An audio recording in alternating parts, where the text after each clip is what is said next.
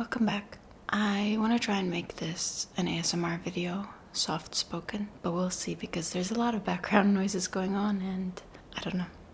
We'll see how it comes out. Today I wanted to have a chat about a cerebral concept that, I don't know, it just came into my mind when I was at the beach the other day because I was observing these parents. It was a family with this young kid in the water. Very young, like toddler age, and they were being all so lovey-dovey, as you do with toddlers.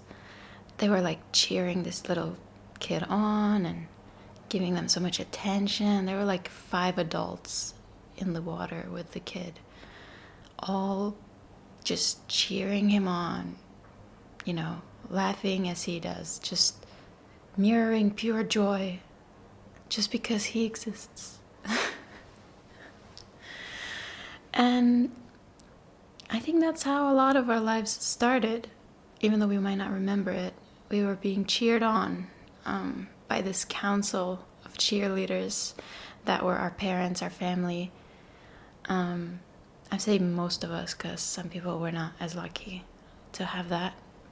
But most of us did. Most of us had a loving family that was cheering us on just for making it out of the womb alive, just for being able to eat 3 bites of food, for every little thing we did. There was so much love in everybody's faces around us, so much joy for just sharing space with us. And I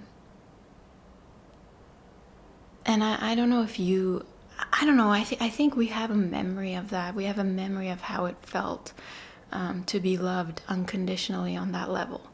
Because at that age, we're not accomplishing shit, we're just like taking a few steps and eating a few bites of food, and that's about all we can do. But the love that we receive wasn't dependent on that. It wasn't dependent on what we were accomplishing with our day-to-day lives. The love was just a given. The love was a given because we existed.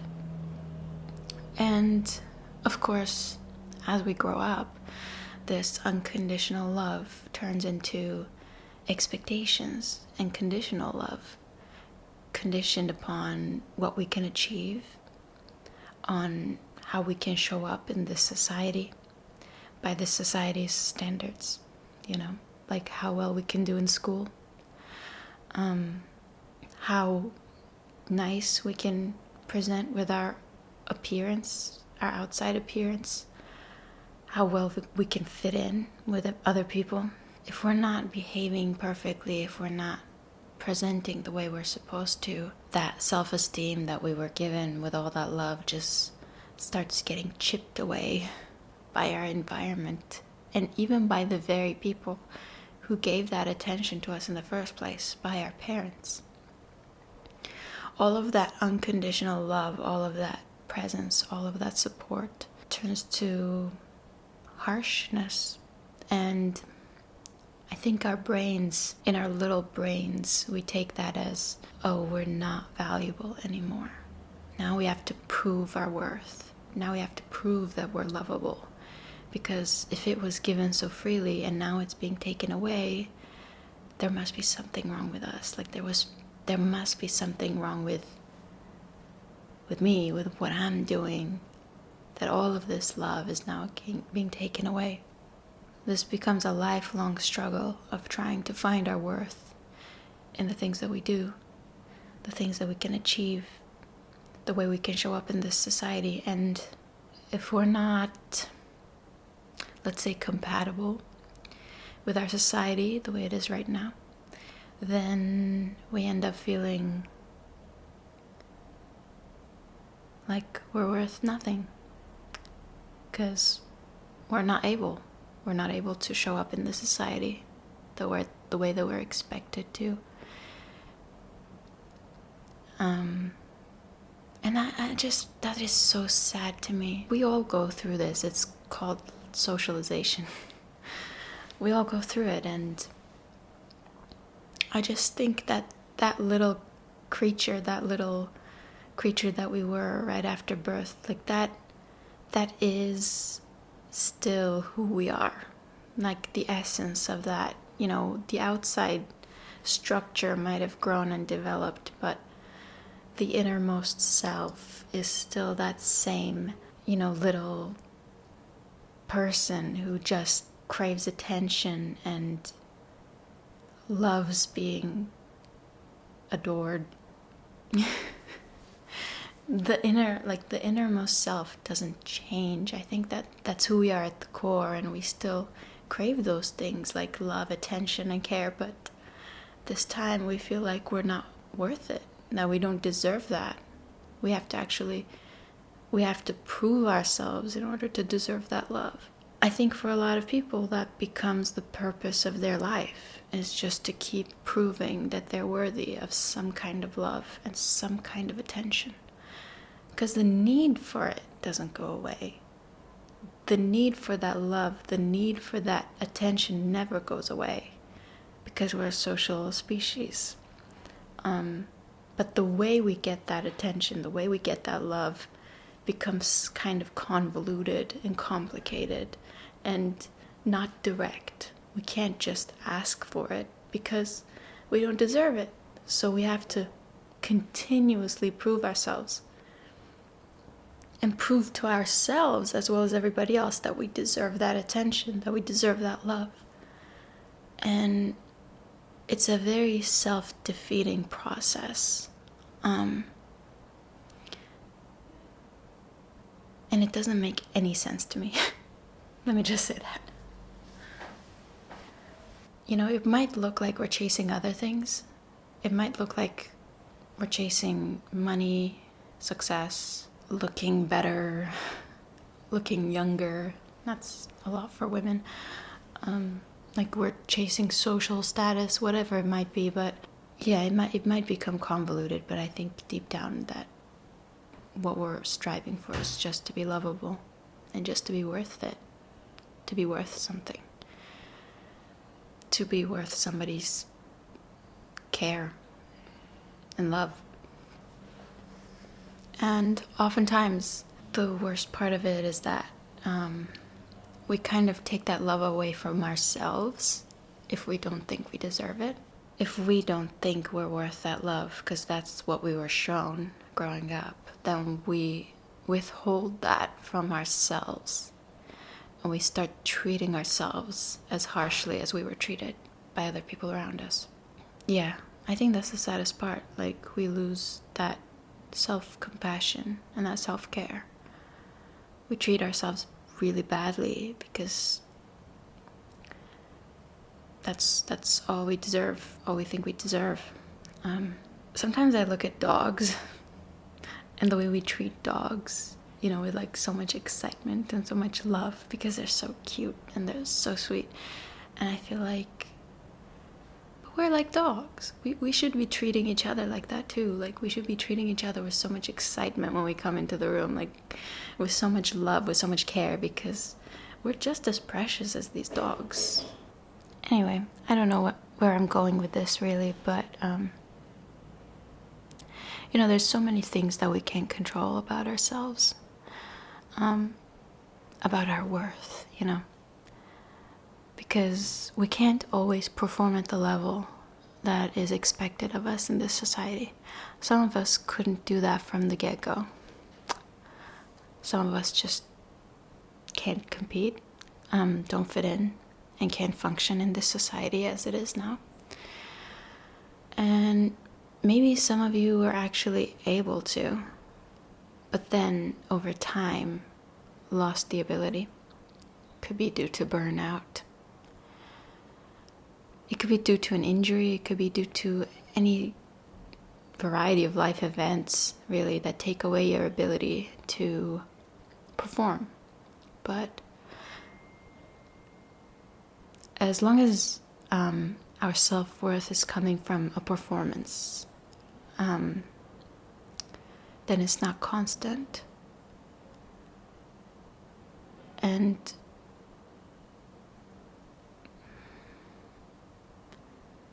if it's not consistent, then it's not really self-worth, is it?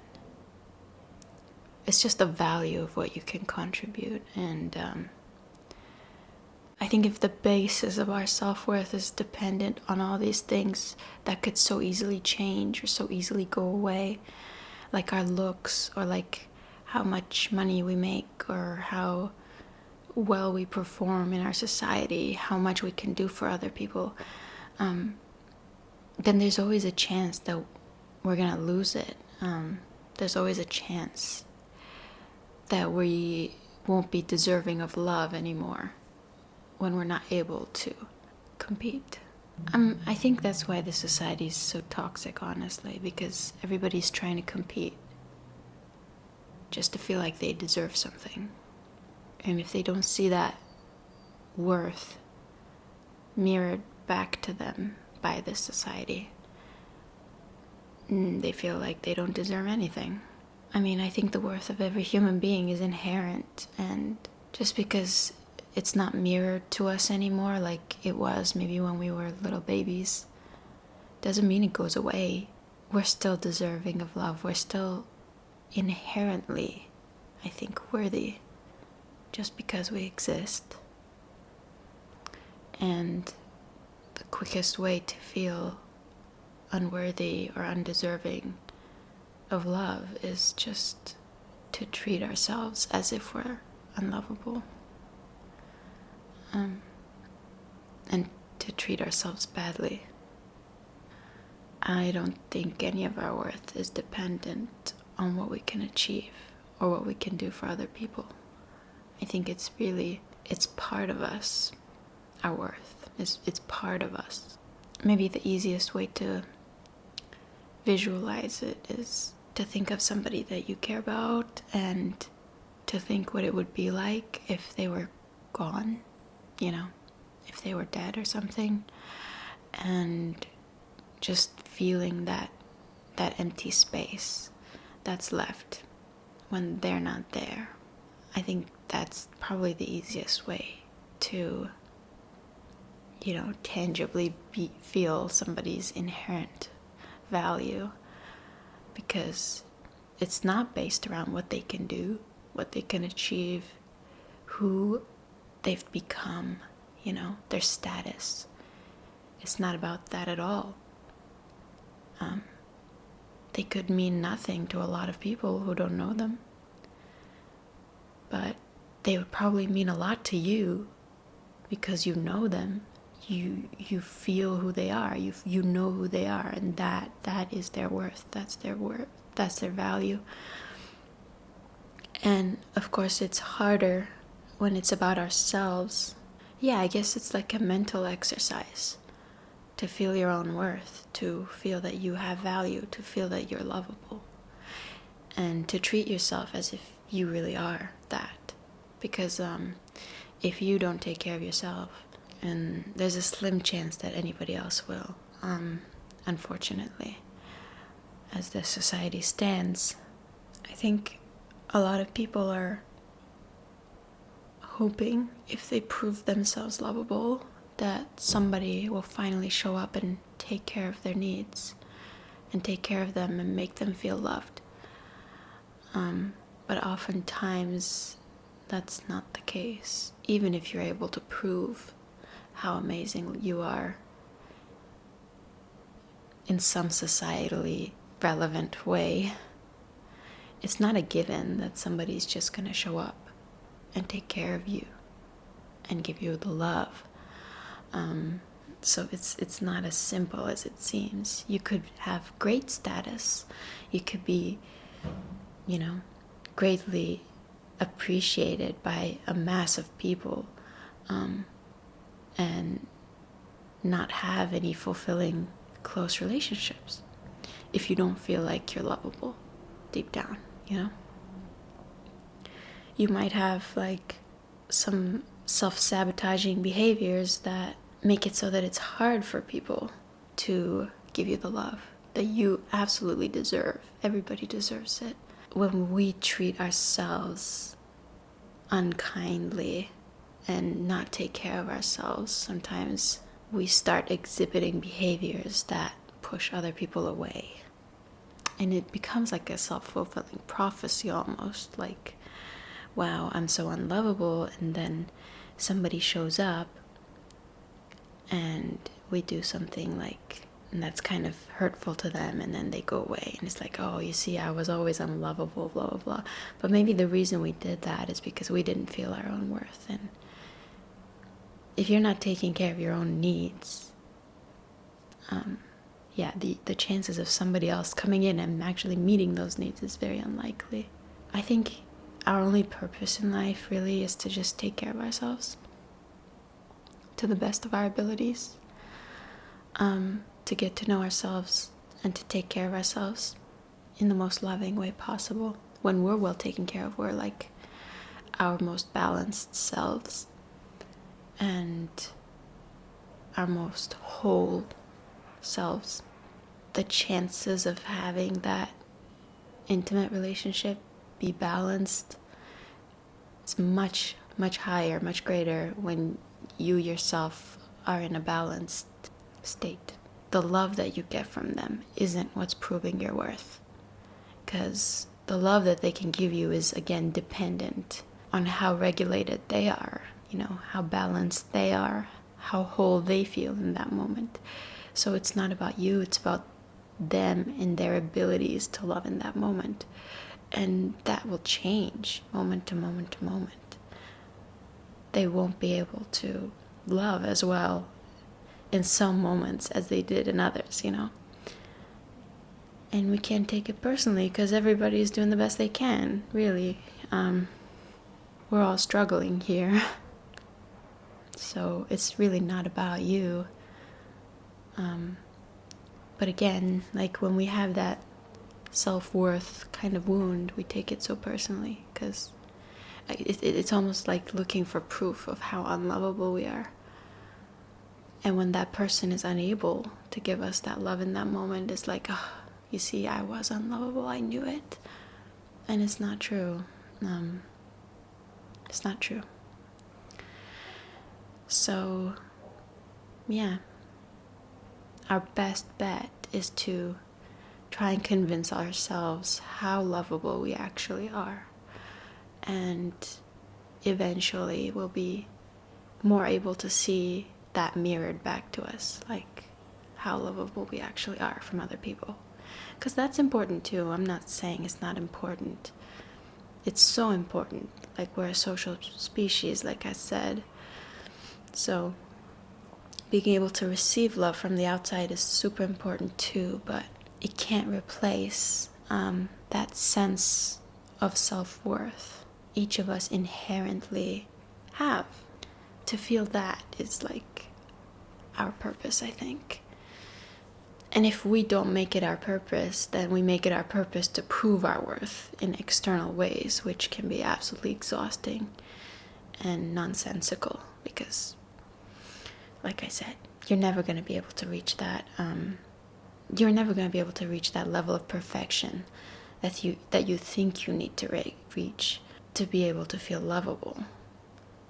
It's either you go directly for the self-worth or you go indirectly for the self-worth by doing all these things to achieve that sense of worth. But I want to be like a dog, A dog just exists and is worthy of love, Even if it's neglected, that dog is still worthy of love, that. And if they were neglected, it's not their fault that they were neglected. It's the fault of the humans that were supposed to be taking care of that dog. It's the human's fault. It's not the dog's fault. The dog doesn't lose worth if it's neglected or mistreated. The dog is still precious, but the humans around him failed that dog. So, what would you do? You would take that dog in, and you would take care of it, and you would nurture it back to health, and you would give it the love and the home that it deserves. I think that's what we need to do with ourselves. We're just stray dogs who are kind of mistreated. And I think I'll leave it at that. I don't know. This was just a ramble. Let me know what you think, I guess. Share your thoughts in the comments. And I'll see you next time.